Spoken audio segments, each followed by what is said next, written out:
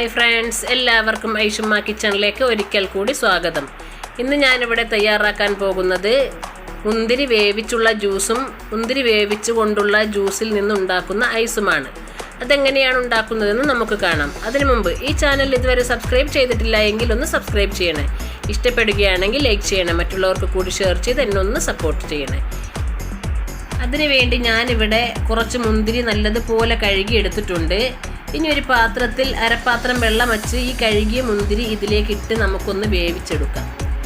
ഇതുപോലെ വേവാൻ വേണ്ടി വച്ച് നല്ലതുപോലെ തിളച്ച് കഴിയുമ്പോൾ തന്നെ നമുക്ക് തീ ഓഫ് ചെയ്യാം. നല്ലതുപോലെ തിളച്ച് കഴിഞ്ഞതിന് ശേഷമേ തീ ഓഫ് ചെയ്യാൻ പാടുള്ളൂ.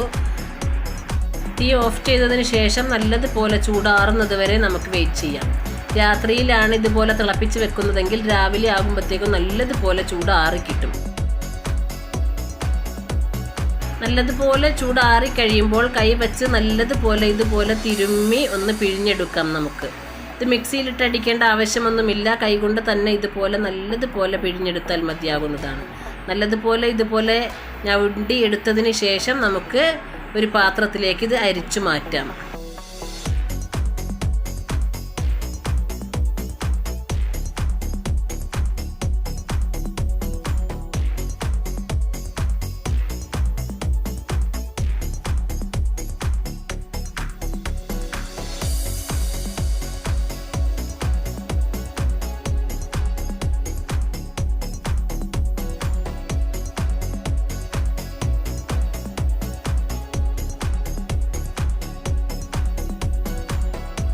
ഇത് അരിപ്പയിലേക്ക് ഇതുപോലെ മാറ്റി കഴിയുമ്പോൾ തന്നെ ഇതിലെ കുരുക്കളെല്ലാം തന്നെ ഈ പാത്രത്തിൻ്റെ അടിയിൽ നിൽക്കുന്നുണ്ട്. ഒന്നും തന്നെ ഉടഞ്ഞു കലങ്ങി ഒന്നും പോയിട്ടില്ല. മിക്സിയിലിട്ട് നമ്മൾ അടിച്ചെടുക്കുകയാണെങ്കിൽ ഈ കുരുക്കളെല്ലാം അരഞ്ഞു പോകും. ഇപ്പോൾ നല്ലതുപോലെ ഞാൻ മുഴുവനും ഇതിലേക്ക് മാറ്റിയിട്ടുണ്ട്. ഇനി ഇത് നല്ലതുപോലെ സ്പൂൺ വെച്ച് ഇതൊന്ന് മിക്സ് ചെയ്ത് കൊടുക്കാം. സ്പൂൺ വെച്ച് ഇതുപോലെ നല്ലതുപോലെ ഇളക്കി കൊടുത്ത് സ്പൂൺ വെച്ച് അമർത്തി നല്ലതുപോലെ തന്നെ ഇത് പിഴിഞ്ഞെടുക്കാം.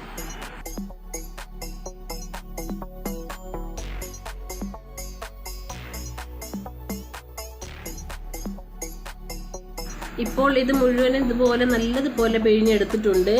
കനം കുറഞ്ഞ ജ്യൂസാണ് നമുക്കിവിടെ കിട്ടിയിരിക്കുന്നത്. നമ്മളിത് ഫ്രിഡ്ജിൽ വെക്കുകയാണെങ്കിൽ എത്ര ദിവസം വേണമെങ്കിലും ഇരുന്നോളും. ഇനി ഇതിലേക്ക് ആവശ്യമായ മധുരം ചേർത്ത് നമുക്ക് നല്ലതുപോലെ മിക്സ് ചെയ്തെടുക്കാം. മധുരം കുറച്ചധികം ആവശ്യമാണ്. നമ്മൾ ഫ്രിഡ്ജിൽ വയ്ക്കുമ്പോൾ തണുത്ത് കഴിയുമ്പോൾ കുറച്ച് മധുരമാണ് ഇടുന്നതെങ്കിൽ മധുരം ഉണ്ടാകില്ല, മധുരം പോരാതെ വരും. അതുകൊണ്ട് കുറച്ചധികം മധുരമിട്ട് നല്ലതുപോലെ മിക്സ് ചെയ്ത് നമുക്കിത് ഫ്രിഡ്ജിലേക്ക് വയ്ക്കാം.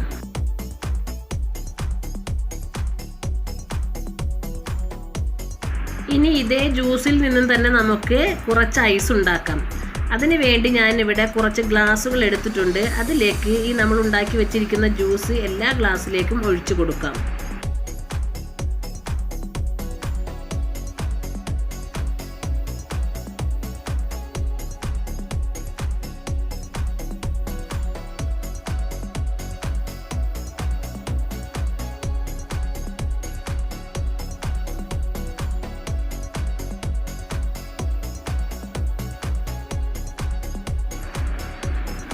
ഇതിൽ മുഴുവൻ ഇതുപോലെ ഒഴിച്ചതിന് ശേഷം നമുക്ക് ഇതുപോലെ ഒന്ന് കവർ ചെയ്ത് കൊടുക്കാം. ഫോയിൽ പേപ്പർ ഉണ്ടെങ്കിൽ വെറുതെ ഇതുപോലെ ചുറ്റി വെച്ചാൽ മതിയാകും.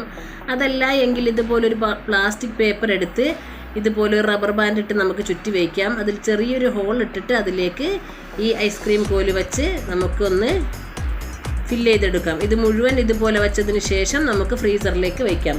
ഒരു 6 മണിക്കൂറിന് ശേഷം ഇത് നല്ലതുപോലെ തന്നെ നമുക്ക് ഐസായി കിട്ടുന്നതാണ്. ഇപ്പോൾ 6 മണിക്കൂർ കഴിഞ്ഞിട്ടുണ്ട്. നമുക്കിതിൻ്റെ കവറെല്ലാം മാറ്റി നോക്കാം. ഇപ്പോൾ നല്ലതുപോലെ തന്നെ ഡ്രൈ ആയി വന്നിട്ടുണ്ട്, ഐസ് ആയിട്ട് വന്നിട്ടുണ്ട്.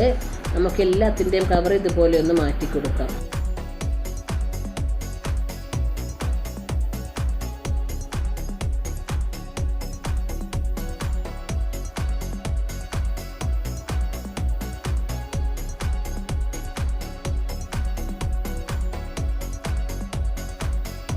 ഗ്ലാസ് വെച്ചിരിക്കുന്ന പ്ലേറ്റിലേക്ക് അല്പം വെള്ളം ഒഴിച്ചു കൊടുക്കാം. പെട്ടെന്ന് തന്നെ വിട്ട് കിട്ടാൻ വേണ്ടിയാണ് ഇങ്ങനെ ചെയ്യുന്നത്. അപ്പോൾ ഇതിൻ്റെ ചെറിയ തണുപ്പ് മാറി പെട്ടെന്ന് തന്നെ വിട്ട് കിട്ടും. ഇനി നമുക്ക് ഈ ഗ്ലാസ്സിൽ നിന്നും പതുക്കെ ഒന്ന് തിരിച്ചുകൊണ്ട് ഇത് ഊരിയെടുക്കാം.